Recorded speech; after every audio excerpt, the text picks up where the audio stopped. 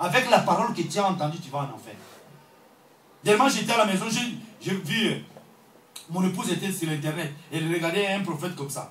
Elle a pris la parole, de Dieu, qui est la lampe. Elle a mis beaucoup de paroles, mais c'était pour lui, pour lui-même. Elle parlait de lui. Elle voulait, c'est comme si elle voulait parler de lui-même en tant que prophète, qu'on a parlé de moi dans la Bible. Voyez? Elle prend beaucoup de versets, elle transforme celle. La parole de Dieu est transformée. Mais la parole de Dieu n'est pas transformée pour les enfants de Dieu qui vivent dans l'esprit. Alléluia. Amen. Les gens qui sont plongés dans l'esprit, ils ne suivent pas tout ça. Et ils vivent selon la révélation. Un peuple sans révélation, c'est un peuple sans frein. Amen. Amen. C'est ça ce que la Bible dit. Vous descendez, c'est comme si vous êtes dans la voiture, tous ensemble, on est dans la voiture, mais une voiture sans frein. Ça va directement où? À la mort. Nous attendons le Seigneur, mais nous allons partir à l'enfer. Non. Là, la Bible nous dit, comme l'époux tardait, et les sages et les folles s'endormirent. Comment s'endormir? Ils commencent à somnoler. Et puis petit à petit, ils se sont couchés. Comme l'époux ne vient pas, qu'est-ce que toi tu fais maintenant? Et nous avons pris l'habitude ici à venir en retard. 10 heures, heureusement, il y a les musiciens qui sont là.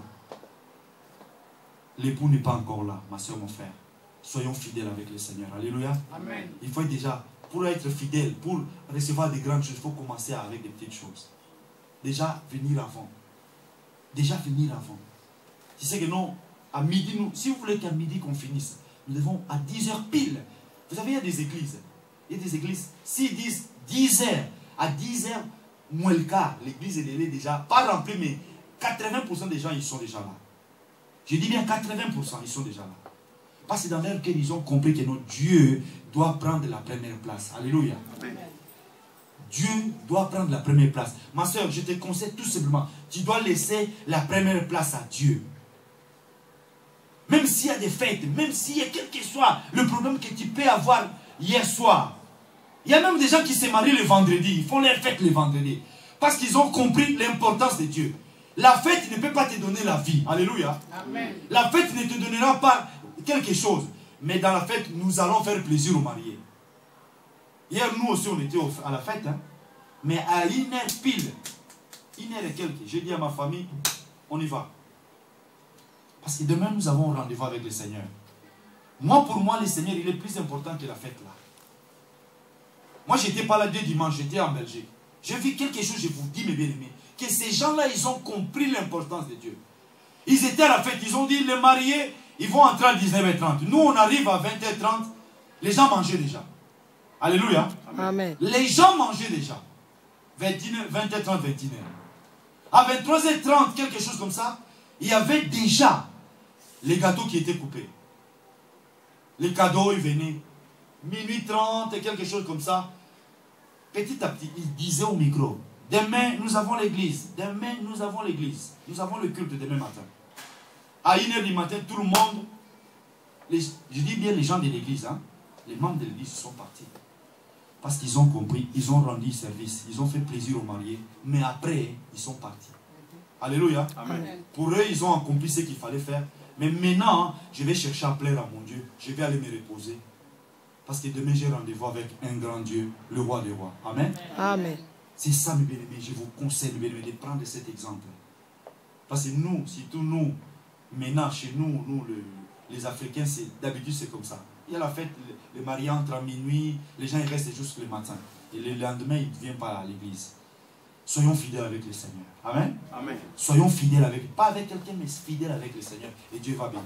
Là, la Bible dit, comme l'époux tardait, tous commencent à dormir. Et puis, c'est dans leur sommeil que la voix fait quoi? Lisons un peu. Verset qui suit la 10. Matthieu 25. Matthieu 25.